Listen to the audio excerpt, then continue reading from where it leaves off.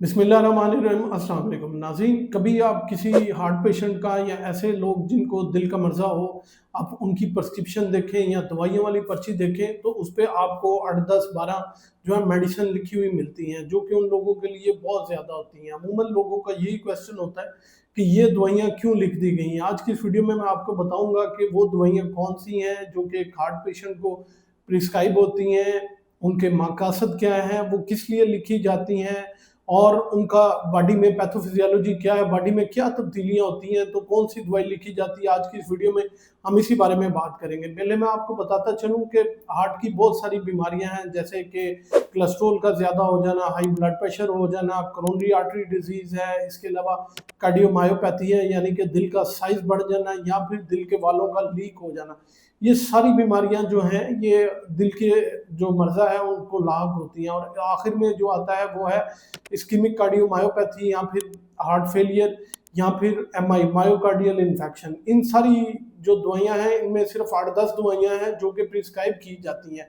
तो आज की वीडियो में मैं आपको बताऊंगा कि कौन सी दवाइयाँ हैं जो कि इन हार्ट पेशेंट को लिखी जाती हैं।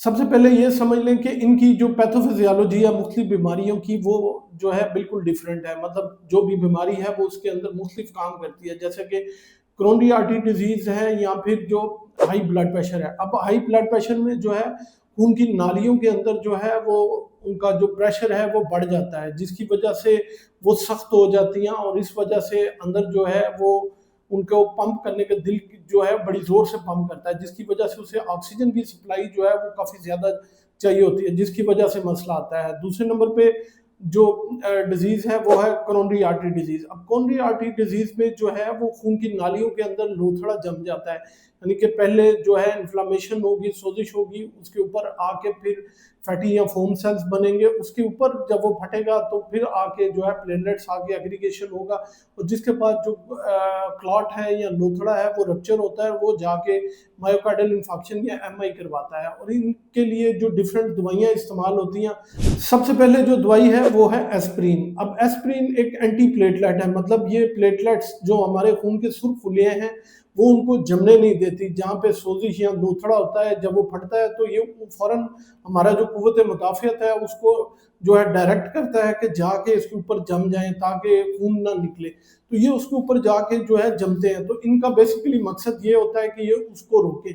अब ये किस तरह रोकते हैं, ये एक कॉक्स एंजाइम्स है जो कि प्लेटलेट्स में होता है, ये उसको इनहिबिट करते हैं, जिसकी वजह से थ्रोम्बोक्सिन ए जो है वो इनहिबिट हो जाता है, जिसकी वजह से जो प्लेटलेट हैं वो उनकी जो जमा होने की सलाहियत है उस सोजिश के ऊपर या फिर उस लोथड़े के ऊपर वो खत्म हो जाती है, जिसकी वजह से जो है ना तो आपको मायोकार्डियल इन्फेक्शन होता है यानी कि हार्ट अटैक नहीं होता और उसके बाद जो है स्ट्रोक के चांसेस जो है वो बहुत कम, यानी कि फालिज होने के चांसेस बहुत कम होते हैं। अब दूसरे नंबर पे जो दवाई है वो है क्लोपिडोग्रेल। अमूमन आप दिल की पर्ची लेंगे तो उसके ऊपर जो दूसरे नंबर की जो दवाई होगी वो क्लोपिडोग्रेल होगी। अमूमन ये 75 mg की डोज में दी जाती है। जब किसी को मायोकार्डियल इन्फेक्शन होता है तो 4 गोलियां जो है वो स्टार्ट में खिलाते हैं। ये काफ़ी जो है बड़ी डोज बन जाती है, अमूमन 300 mg की जो है ये डोज बन जाती है और फिर डेली के लिए देते हैं। जो रिसेंट नाइस गाइडलाइन है उसमें मायोकार्डियल इन्फेक्शन में ये जो है ये तकरीबन 6 माह से लेके 1 साल तक जो है डुअल एंटीप्लेटलेट्स देते हैं। मतलब ये भी जो प्लेटलेट्स हमारे खून के सुर्खुलिये हैं उनकी एग्रीगेशन या इनको इकट्ठा नहीं होने देती। ये एडीपी रिसेप्टर जो है उनको ब्लॉक कर देती है, जिसकी वजह से जो है प्लेटलेट्स एग्रीगेशन या उनका इकट्ठा नहीं होता और खून जो है वो पतला रहता है। अमूमन ये मायोकार्डियल इन्फेक्शन यानी कि हार्ट अटैक में देते हैं, इसके अलावा जो है एंजाइना में देते हैं, इसके अलावा जो है ये स्ट्रोक में भी देते हैं। तीसरे नंबर पे जो दवाई दी जाती है वो है एसी इनहिबिटर, यानी कि एंजियोटेंसिन कन्वर्टिंग एंजाइम्स इनहिबिटर। ये अमूमन जो है लाइसिनोप्रिल, कैप्टोप्रिल, ये इनके जो जेनरिक नेम है वो ये हैं। ये किस लिए दी जाती है, इसका मैकेनिज्म ऑफ एक्शन क्या है? तो ये जो है ये जो एंजियोटेंसिन कन्वर्टिंग एंजाइम है उसको इनेबल करती है। ये क्या करता है, ये हमारे जिस्म में एक रतूबत समझ लें जिसे एंजियोटेंसिन 1 कहते हैं, उसको इनेबल करता है, उस एंजाइम्स को इनेबल करता है जो कि इसको कन्वर्ट करती है एक और रतूबत में जिसे एंजियोटेंसिन 2 कहते हैं। ये क्या है, ये पावरफुल वैसोकंस्ट्रिक्टर है, यानी कि ये खून की नालियों को जो है वो सिकुड़ाती है।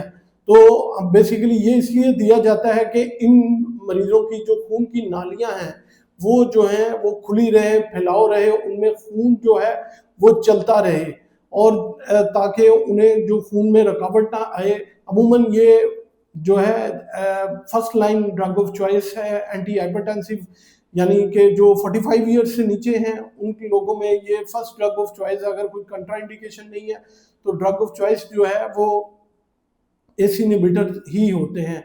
आप किसी भी प्रिस्क्रिप्शन में देख लें, उसमें लाइसिनोप्रिल या कैप्टोप्रिल या वंसार्टन ये सारे लिखे होते हैं, इनमें ARBs भी हैं। तो ये बेसिकली हार्ट अटैक के फिर पेशेंट्स को या हार्ट फेलियर के पेशेंट्स को इसलिए दी जाती है कि उनकी जो नालियां हैं वो खुली रहे। चौथे नंबर पे जो दवाई दी जाती है वो है beta blocker. Beta blocker basically दिल की जो रफ्तार है उसको कम करते हैं। ये उसके एड्रीनर्जिक रिसेप्टर जो दिल के ऊपर होते हैं, ये खास किस्म के रिसेप्टर होते हैं, ये उन पे जाके लगती है, उनको इनहिबिट करती है, जिसकी वजह से जो दिल की धड़कन है वो बहुत ज़्यादा कंट्रोल में रहती है, ताकि उनको एरिथमियाज, अचानक आपने जो सुना होगा कि खड़ा खड़ा था एकदम डेथ होगी, तो वो बेसिकली उसको एरिथमियाज जो कि दिल की करंट की निज़ाम में जो है खलल पैदा होने की वजह से दी जाती है। ये दवाइयाँ जो हैं दिल की रफ्तार को बहुत कम रखती हैं, जिसकी वजह से दिल की पंपिंग की सलाहियत बेहतर होती है। दूसरा, उनकी जो ऑक्सीजन की जो कमी है वो भी इम्प्रूव हो जाती है, क्योंकि वो इतनी स्पीड से नहीं धड़क रहे होते और उनको ऑक्सीजन की सप्लाई जो है वो कम चाहिए होती है। इसलिए ये बीटा ब्लॉकर जो हैं ये अमूमन मायोकार्डियल इंफार्क्शन या जिनको हार्ट अटैक होता है उन पेशेंट को उनके दिल की रफ्तार को कंट्रोल करने के लिए दी जाती है। 5वें नंबर पे जो दवाई है वो है स्टेटन्स। उसमें रोजुवास्टेटिन 10 mg की या फिर 20 mg की, अटारवास्टेटिन, ये सारी दवाइयाँ जो हैं ये 5वें नंबर पे आती हैं, जो कि दिल के मरीजों को दी जाती हैं। वजह ये होती है कि दिल के मरीजों में अमूमन जो वजह बनती है वो उनका कोलेस्ट्रॉल जो है वो काफ़ी ज़्यादा हाई होता है। तो ये बेसिकली ये हमारे जिगर के अंदर जाके एक एंजाइम है जो कि HMG कोएंजाइम रिडक्टेज, ये उसको इनहिबिट करती है, जिसकी वजह से जो जिगर में कोलेस्ट्रॉल की पैदावार है वो बहुत कम हो जाती है। और जो बुरा कोलेस्ट्रॉल है जिसे हम LDL लो डेंसिटी लिपोप्रोटीन्स कहते हैं, ये उसकी मिकदार को जो है काफ़ी ज़्यादा कम कर देती है, जिसकी वजह से जो है जिगर में कोलेस्ट्रॉल की मिकदार जो है वो काफ़ी कम हो जाती है। अमूमन ये उन लोगों को भी दी जाती है जिनकी जो है कोलेस्ट्रॉल काफ़ी ज़्यादा होती है। और अमूमन कहते हैं कि डायबिटीज़ में अगर आपको शुगर है तो 40 साल के बाद या 45 साल के बाद आप जो है स्टेटिन वैसे ही लेना शुरू कर दें, क्वालिटी ऑफ लाइफ काफ़ी बेहतर हो जाएगी। छठे नंबर पे जो दवाई है वो है डायोरेटिक्स। डायोरेटिक्स ये हैं जो कि हमारे जो है गुर्दों के अंदर जो है वो पानी और सोडियम को जो है रीअब्सॉर्ब नहीं होने देते, जिसकी वजह से नालियों के अंदर जो है वो खून का हुजम जो है वो काफ़ी ज़्यादा कम हो जाता है। इनकी वजह से यूरिन जो है वो बहुत ज़्यादा आता है, और अमूमन हार्ट फेलियर के पेशेंट या फिर जो गुर्दों के मरीज जिनको यूरिन नहीं आता उनमें भी प्रिस्क्राइब की जाती है। इसके अलावा जो लोग जिगर के मरीज में मुब्तला होते हैं और उनमें पानी जो पेट में पड़ जाता है उसमें भी डायरेटिक जो है वो काफ़ी ज़्यादा प्रिस्क्राइब की जाती है। आखिर में जो आती हैं वो है anti arrhythmic drugs.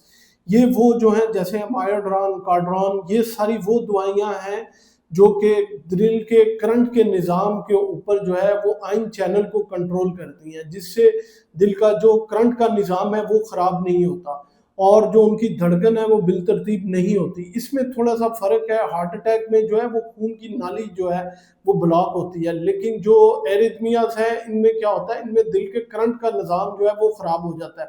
Heart attack जो है फिर भी आपको टाइम देता है, लेकिन अगर आपको एरिथमिया हो गया है और आपका करंट का निज़ाम जो है वो ख़राब हो गया तो ये सिर्फ आपको 5 से 10 सेकंड ही देगा, वरना उसके बाद जो है इंसान की मौत वाक़ हो जाती है। तो ये जितनी एंटी एरिथमिक ड्रग्स हैं ये लाइफ सेविंग ड्रग्स हैं, ये आपके करंट के निज़ाम को बेहतर करती हैं।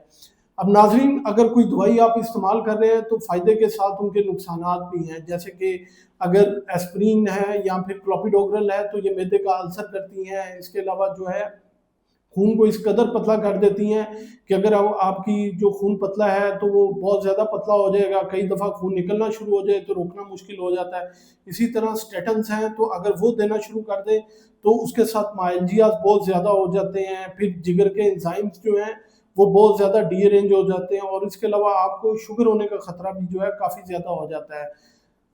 इसके अलावा अगर आप एसी इनहिबिटर यूज़ करते हैं तो कुछ लोगों को जो है, ज़्यादा नहीं लेकिन कुछ लोगों को खांसी शुरू हो जाती है जो कि ड्राई होती है और बहुत ज़्यादा होनी शुरू हो जाती है, और वो आके अपने डॉक्टर से कंप्लेन करते हैं कि जी जब से ये गोली खाना शुरू की है मुझे ड्राई कफ बहुत ज़्यादा हो रही है। तो ऐसे मरीज़ जो ब्लड प्रेशर की गोलियाँ खा रहे हैं तो उन्हें अपने डॉक्टर से जो है वो डेफ़िनेटली रिव्यू करवाना चाहिए कि जी कहीं खांसी जो है वो एसी इनहिबिटर की वजह से तो नहीं हो रही। इसके अलावा बीटा ब्लॉकर हैं, बीटा ब्लॉकर जो हैं वो जो है आप समझ लें कि जो है आपको ब्रोंकोस्पैज़म करवाते हैं, यानी दिल की अगर आप दमे के मरीज़ हैं तो आपकी सांस जो है और ख़राब होना शुरू हो जाएगा। यंग एज में अगर मेल में प्रिस्क्राइब करेंगे तो उसमें इम्पोर्टेंस होने के चांसेस बहुत ज़्यादा होते हैं। इसके अलावा दिल की धड़कन बहुत ज़्यादा कम हो जाती है कई लोगों में। कई लोग इन्हें एंटी जो है anti as a anti hypertensive first line of drug जो है वो प्रिस्क्राइब करते हैं। मैंने अपनी जो है प्राइवेट प्रैक्टिस में और वैसे भी गवर्नमेंट सर्वेंट में देखा है कि लोग जो है वो 100 mg की ब्लॉकिंग खा रहे होते हैं। तो ये जो प्रैक्टिस है ये first line drug of choice नहीं है। First line drug of choice मैंने आपको बताया कि एसी इनहिबिटर्स ही हैं। तो काइंडली अगर आप ये इस्तेमाल करते हैं तो अपने डॉक्टर से जाके रिव्यू करवाना शुरू करें कि आप कहीं ये बहुत ज़्यादा मिकदार में एज ए फर्स्ट लाइन तो नहीं ले रहे। इसके अलावा एंटी रिथमिक जितने ड्रग्स हैं ये जो हैं ये आपके आइन चैनल्स को डिस्टर्ब कर देंगी। इसमें प्रो रिथमोजेनिक होने का बहुत ज़्यादा खतरा है। और आखिर में डायूरेटिक, डायूरेटिक जो है आपको इलेक्ट्रोलाइट इम्बैलेंस कर देगा, तो जिसकी वजह से भी मसला आना शुरू हो जाएगा। अब इन ड्रग्स के आपस के भी जो हैं वो बहुत ज़्यादा जो है साइड इफ़ेक्ट्स हैं, या आपस के भी जो कॉम्बिनेशन हैं वो बड़े ध्यान से देने चाहिए। जैसे कि स्टेटन्स अगर आप एंटी फंगल के साथ दे दें तो आपको रेब्डोमायोलाइसिस होने का या फिर आपको जो पट्ठों की दर्द है या पट्ठों का डैमेज होना जो है वो बहुत चांसेस होते हैं। नाज़रीन, आज की इस वीडियो में मैंने आपको बताया कि इनमें से जो कौन-सी ड्रग्स हैं, जो कि दिल के मरीज़ों को दी जाती हैं और उनके क्या-क्या फ़ंक्शन हैं और उनके क्या-क्या जो हैं नुकसानात हैं। इनिशियली जब आपको हार्ट फेलियर या हार्ट अटैक के चांस होते हैं तो डॉक्टर जो हैं ये 8-10 गोलियाँ लाज़मी प्रिस्क्राइब करते हैं।